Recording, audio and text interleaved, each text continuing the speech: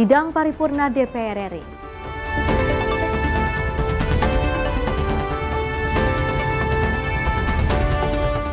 DPR terima surprise calon dubes dari Presiden.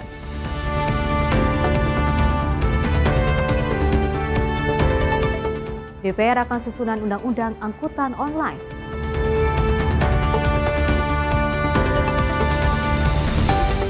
DPR puji Kemendak berantas produk impor ilegal.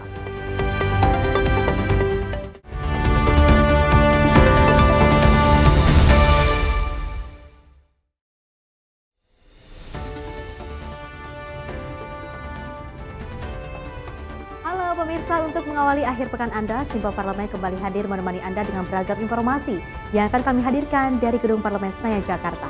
Bersama saya, Tevi Rahmadi, ini dia informasinya untuk Anda. Pemirsa, Ketua DPR Puan Maharani menanggapi terkait aksi unjuk rasa ribuan ojek online dan juga taksi online di beberapa lokasi strategis. Puan mengatakan pihaknya akan berupaya mencari solusi terbaik tanpa ada menguntungkan salah satu pihak.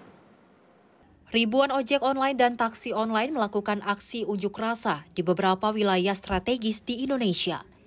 Aksi unjuk rasa ini sebagai bentuk protes pengemudi online terkait potongan tarif dengan jumlah yang murah. Menanggapi hal itu, Ketua DPR Puan Maharani mengatakan bahwa pihaknya akan berupaya mencari solusi terbaik dengan menguntungkan kedua belah pihak.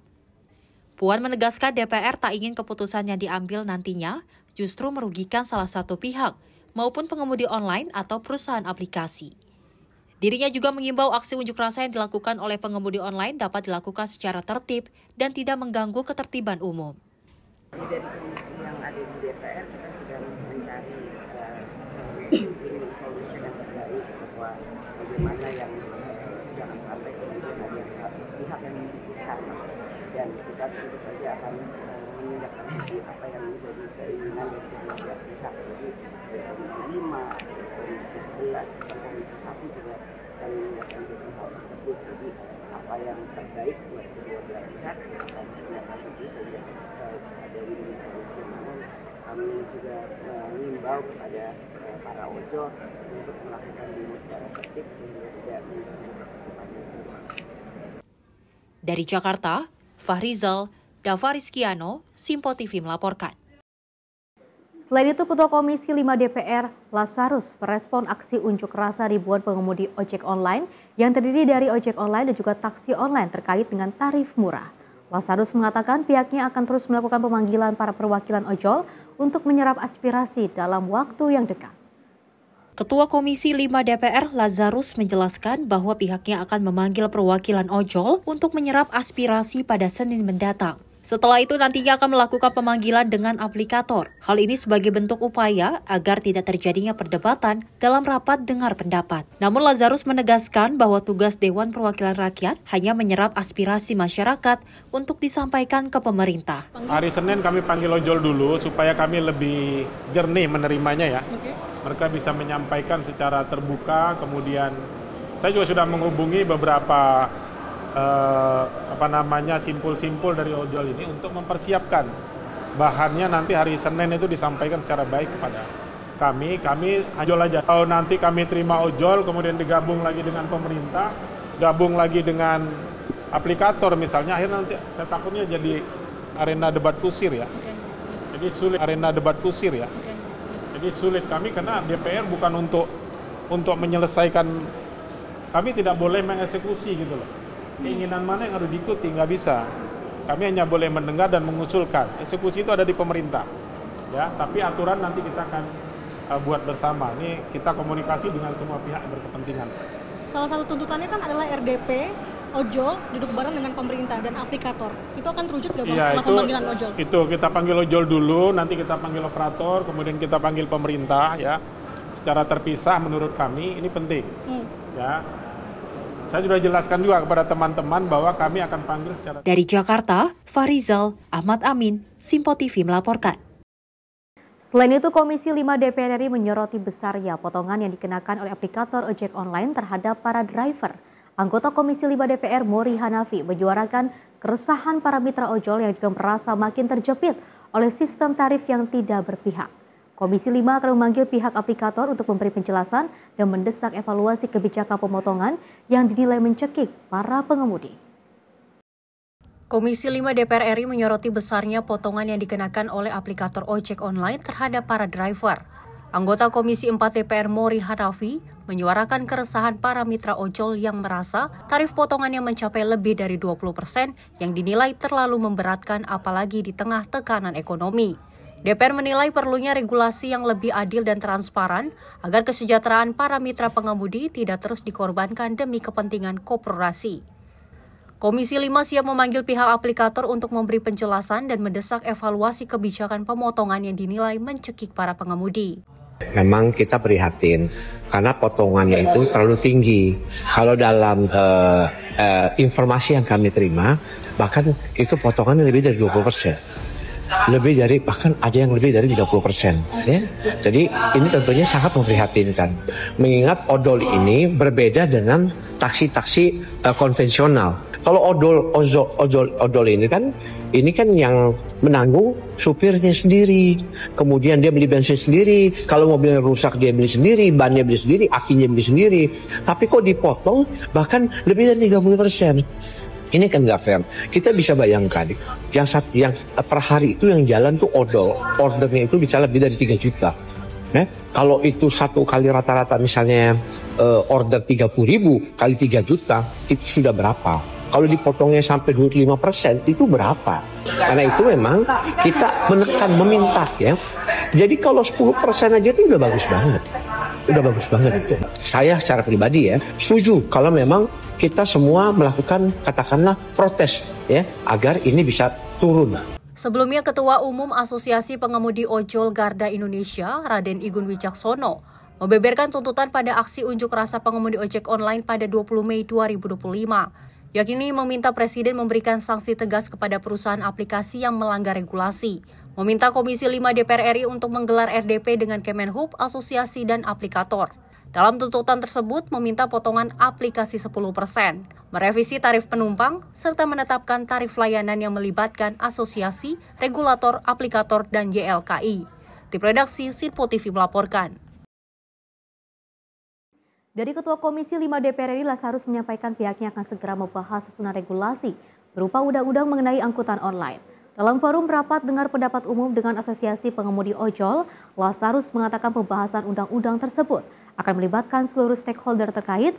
Ia pun meminta para pengemudi ojol agar tidak khawatir. Ribuan pengemudi ojek online di seluruh wilayah berulang kali telah melakukan aksi demonstrasi untuk menuntut sejumlah hal. Di antaranya meminta pengurangan potongan aplikator dan meminta pengakuan sebagai pekerja tetap. Melihat hal itu, Ketua Komisi 5 DPR RI meminta agar mereka tak khawatir dan akan melibatkan banyak pihak untuk menyusun regulasi undang-undang tentang angkutan online. Lazarus kemudian mengungkapkan bahwa penyusunan undang-undang soal angkutan online kemungkinan akan dibahas oleh panitia khusus DPR RI. Lantaran isu angkutan online tidak hanya menjadi ranah Komisi 5 saja, sebagai mitra kerja Kementerian Perhubungan.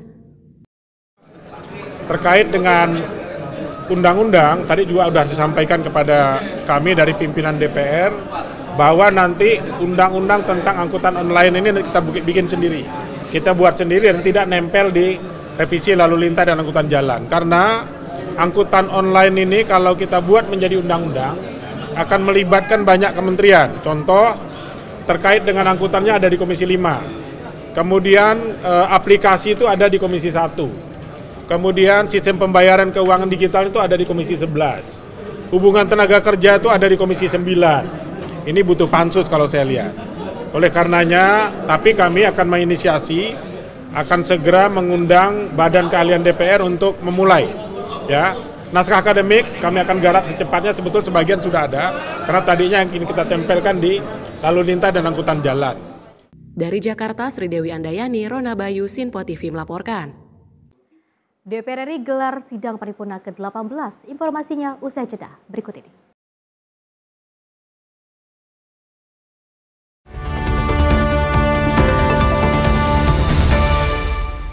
Halo, selamat malam pemirsa. Senang sekali rasanya kami mengisi ruang informasi Anda. Akhiri aktivitas Anda dengan rangkuman perkembangan peristiwa yang terjadi sepanjang hari. Sebelumnya kita saksikan ada sekitar 3.000 tamu undangan, sementara di Ibu Kota Nusantara ini ada sekitar 2.000 tamu undangan. Rangkaian informasi nasional dan mancanegara dirangkum sebagai penutup hari dalam Menyapa Malam. Setiap Senin hingga Jumat pukul 8 malam, hanya di Sinpo TV.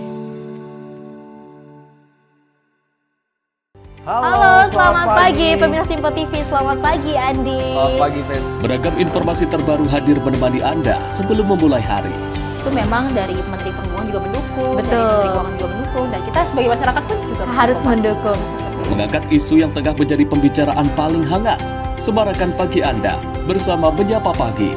Setiap Senin hingga Jumat pukul 6 pagi, hanya di Sinpo TV.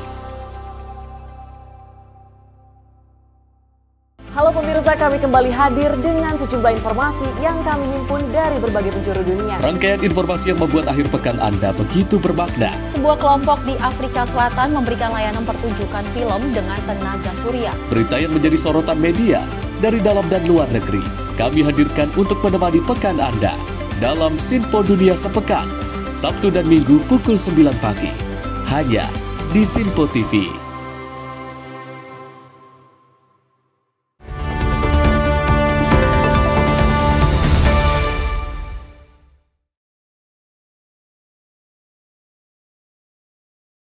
Terima kasih pemirsa, Anda masih bersama kami. Kita lanjutkan informasinya. DPR RI menggelar sidang paripurna ke-18 masa persidangan 3 tahun 2024-2025 di Kompleks Parlemen Senayan Jakarta pada Selasa pagi.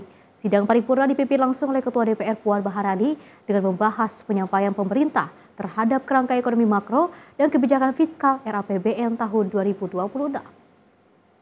Dewan Perwakilan Rakyat Republik Indonesia menggelar sidang paripurna ke-18 masa persidangan 3 tahun 2024-2025 di Kompleks Parlemen Senayan Jakarta pada Selasa pagi.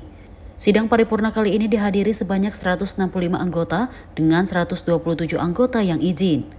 Rapat dipimpin langsung oleh Ketua DPR Puan Maharani dengan didampingi wakilnya Cucun Ahmad Syamsur Rijal, Adis Kadir, serta Saan Mustafa.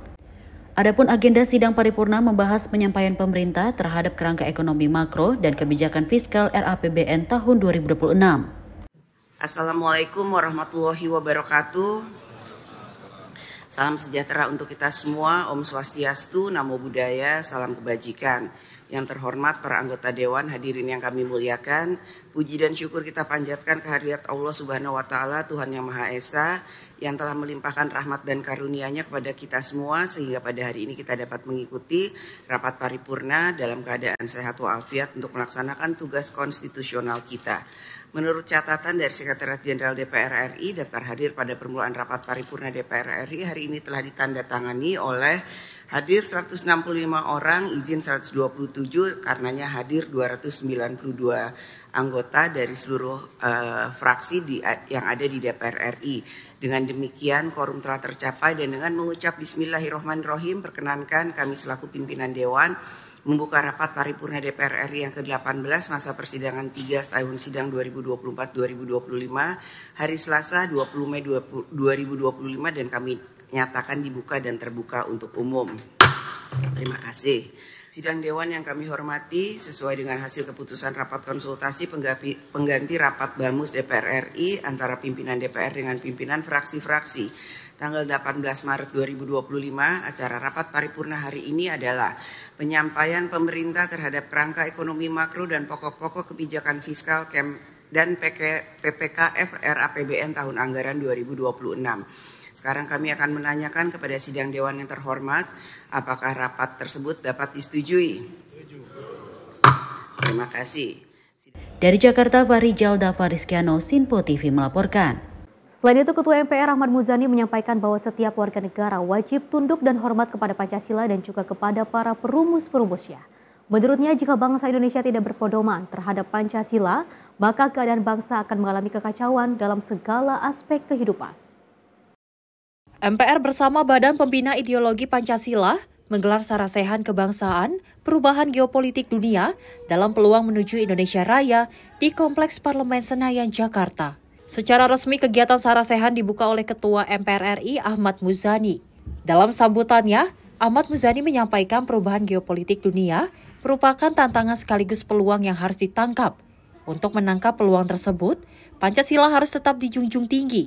Keragaman Indonesia, baik suku, budaya, dan agama, merupakan suatu yang rentan apabila Pancasila tidak benar-benar menjadi pedoman dalam kehidupan beragama dan berbangsa dan bernegara. Beberapa narasumber yang berkompeten dihadirkan dalam sarasehan ini, di antaranya mewakili Menko Polkam, mewakili BPIP, mewakili Menteri Luar Negeri, mewakili Menko Perekonomian, dan mewakili Menteri Keuangan. Sejak kelahirannya 1 Juni 1945, Pancasila tidak pernah benar-benar hidup tenang. Ia pernah diuji, diganggu, bahkan berkali-kali hendak digantikan. Pertanyaannya, apa yang terjadi pada NKRI jika Pancasila tidak lagi menjadi kekuatan dari kehidupan bangsa ini? Indonesia akan kehilangan jangkar. Tanpa Pancasila, kita akan terombang-ambing, bukan hanya dalam politik, tetapi juga dalam kehidupan keseharian. Kita tidak lagi punya dasar untuk menyelesaikan konflik karena tidak ada titik temu yang sama. Yang muncul adalah pertarungan tanpa batas antar ideologi dan identitas. Sarasehan kebangsaan yang dilaksanakan oleh BPIP sangat strategis karena perubahan geopolitik dunia saat ini perlu disikapi dengan cermat. Dari Jakarta, Farizal Ahmad Amin, Simpo TV melaporkan. Ketua MPR Ahmad Muzani juga menyambut baik terkait rencana penulisan ulang sejarah Indonesia. Muzani mengatakan segala upaya untuk memperkaya sejarah harus disambut dengan gembira. Menteri Kebudayaan Fadlizon akan menargetkan penulisan sejarah Indonesia akan rampung pada bulan Agustus mendatang yang bertepatan dengan HUT ke-80 Indonesia. Namun penulisan sejarah Indonesia itu akan dilakukan beberapa pembaruan. Menanggapi hal ini, Ketua MPR Ahmad Muzani mengatakan segala upaya untuk memperkaya sejarah harus disambut dengan gembira. Menurutnya setiap sejarah memiliki versinya masing-masing. Semua upaya yang dimaksudkan untuk memperkaya sejarah nasional kita, sejarah pergerakan kita, saya kira itu kita sambut dengan baik, kita sambut dengan gembira karena sejarah memiliki versinya masing-masing, tidak ada kebenaran secara final, dan karena itu semua ikhtiar yang dilakukan oleh berbagai macam instansi, perorangan, kelompok, menulis apapun bagi kami itu adalah upaya memberi pengkayaan terhadap sejarah kebangsaan kita. Dari Jakarta, Fahrizal Ahmad Amin, Simpo TV melaporkan. Informasi menarik lainnya pemirsa akan kami hadirkan usai jeda berikut ini.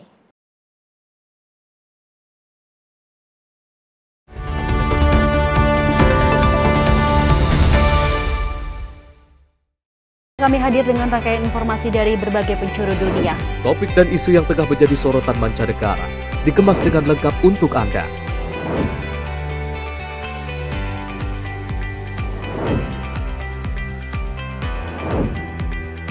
Peristiwa penting yang terjadi dari berbagai belahan dunia kini hadir dalam Simpo Dunia setiap Senin hingga Jumat pukul 7:30 malam hanya di Simpo TV.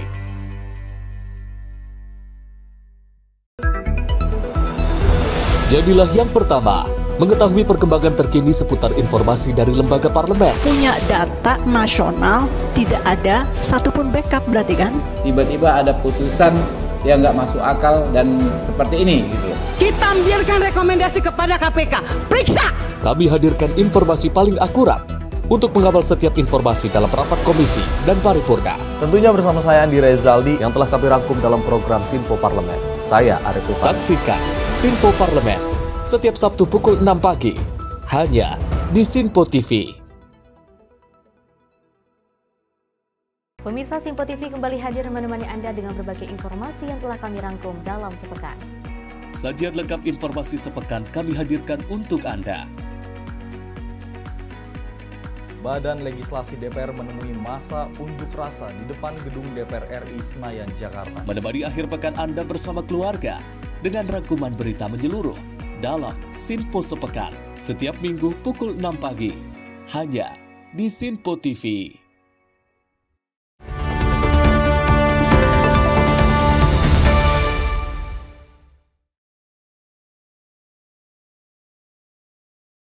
Anda masih menyaksikan Simpo Parlemen, kita lanjutkan informasinya. Ketua Komisi 2 DPR RI, M. Rifki Nizami Karsayuda, menegaskan bahwa pihaknya terus mendorong agar badan usaha milik daerah menjadi sehat sehingga dapat menghadirkan kemandirian fiskal bagi pemerintah daerah.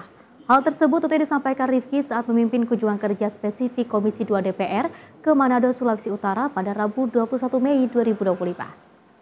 Ketua Komisi 2 DPR RI M. Rifki Nizami Karsiyuda menjelaskan bahwa satuan kerja perangkat daerah maupun instansi pemerintahan di tingkat provinsi, kabupaten, dan kota tidak memiliki kewenangan untuk melakukan aktivitas usaha yang menghasilkan keuntungan. Oleh karena itu, menurutnya keberadaan BUMD menjadi instrumen legal yang sah untuk menjalankan fungsi tersebut.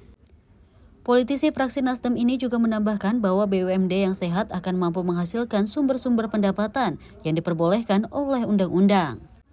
Dengan demikian, BUMD dapat menjadi pilar penting dalam mengurangi ketergantungan pemerintah daerah terhadap anggaran pendapatan dan belanja negara. BUMD yang sehat itu adalah tujuan kami.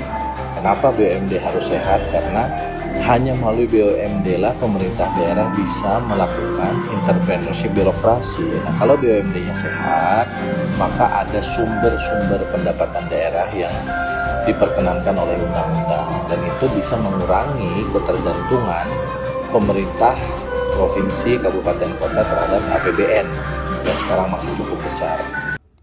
Dalam rangka pengawasan terhadap pelaksanaan dan penyelenggaraan BUMD dan Badan Layanan Umum Daerah di Provinsi Sulawesi Utara tersebut, Komisi 2 DPR RI melakukan kunjungan kerja di Manado, Sulawesi Utara pada Rabu 21 Mei 2025. Melalui kunjungan ini, pemerintah daerah berharap sinergi antara pusat dan daerah dapat terus diperkuat demi meningkatkan kualitas pelayanan publik melalui BUMD dan BULD yang profesional dan akuntabel.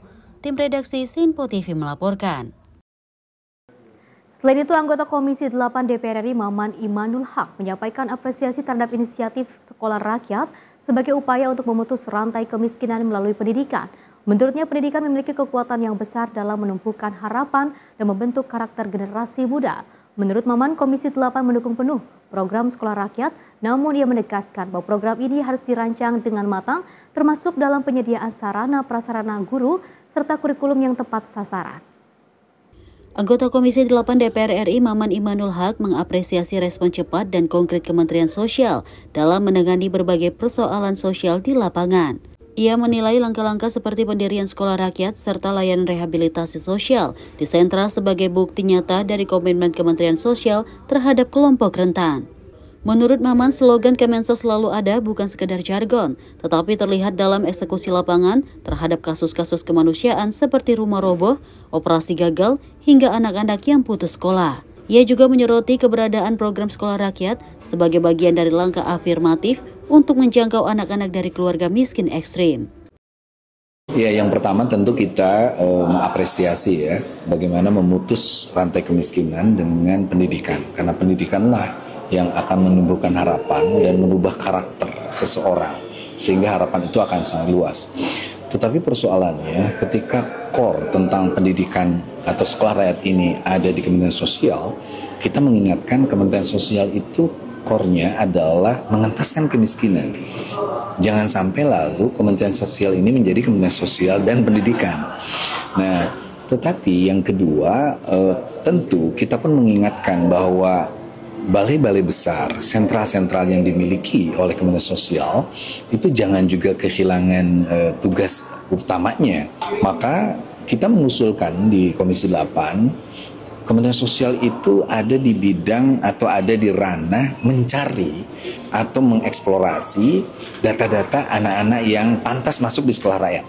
Sementara sekolah rakyatnya disediakan oleh PUPera, lalu juga sistem kurikulumnya, peraturan gurunya ada di Kementerian Pendidikan. Maka kualitas guru pun menjadi tantangan utama. Bayangkan saja, bagaimana mungkin sekolah rakyat dengan asumsi siswanya itu adalah anak-anak dengan latar belakang tidak mampu dihadapi oleh guru biasa. Itu agak sulit. Jadi bukan hanya sekedar apa yang disebut dengan transfer knowledge, tetapi lebih dari itu membangun mentalitas, membangun perspektif anak-anak aja harus dijadikan perhatian. Nah, inilah sebenarnya yang dikritisi oleh Komisi 8. Kita sekali lagi mengapresiasi programnya, tetapi tentu program yang baik harus dimulai dari bagaimana mempersiapkan sarana, prasarana, guru, dan juga kualitas pendidikan yang akan nanti atau kurikulum yang akan diberikan pada anak. Apresiasi ini merujuk pada langkah Kementerian Sosial membangun 100 titik sekolah rakyat pada 2025 yang dirancang untuk menjangkau anak-anak dari keluarga miskin ekstrim yang putus sekolah. Seperti diketahui, Kementerian Sosial menargetkan pendirian 100 titik sekolah rakyat hingga akhir 2025. Di tengah berbagai dinamika di lapangan, Kementerian memastikan bahwa fungsi dasar sentra sebagai lembaga rehabilitasi sosial tetap menjadi prioritas utama. Tim redaksi Sinpo TV melaporkan.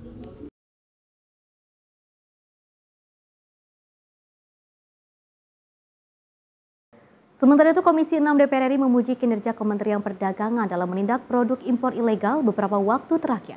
Kehadiran produk impor ilegal sangat mempengaruhi daya saing produk lokal, terlebih mengurangi perekonomian tanah air.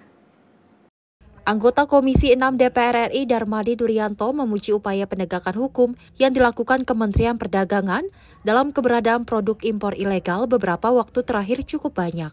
Darmadi juga membeberkan bahwa kehadiran produk impor ilegal ini sangat mempengaruhi daya saing produk lokal, terlebih mengurangi perekonomian tanah air. Dirinya menyoroti Kementerian Perdagangan sebagai mitra di Komisi 6 DPR RI dapat berkolaborasi terus dalam menjaga ekosistem perdagangan dalam negeri di Indonesia. Dan saya lihat Kementerian Perdagangan dalam beberapa tahun atau bulan terakhir ini sudah intensif sekali melakukan pengawasan terhadap barang-barang ilegal seperti kayak gini.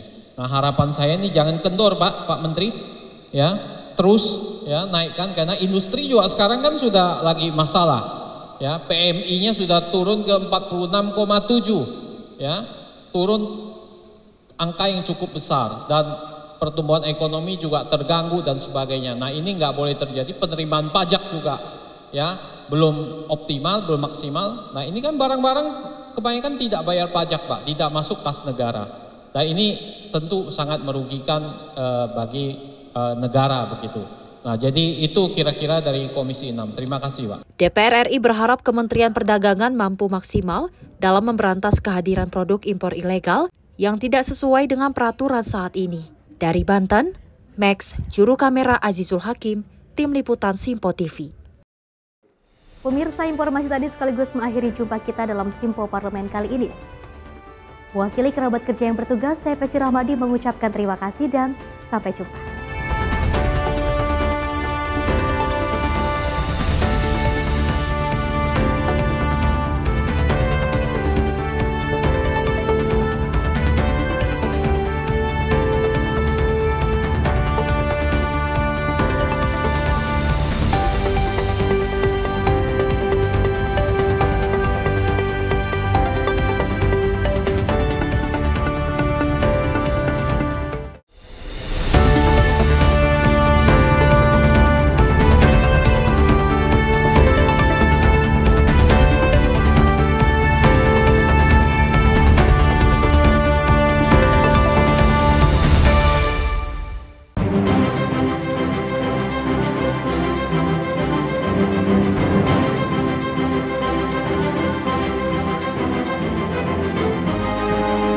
Simpo TV, News, Sport, Entertainment.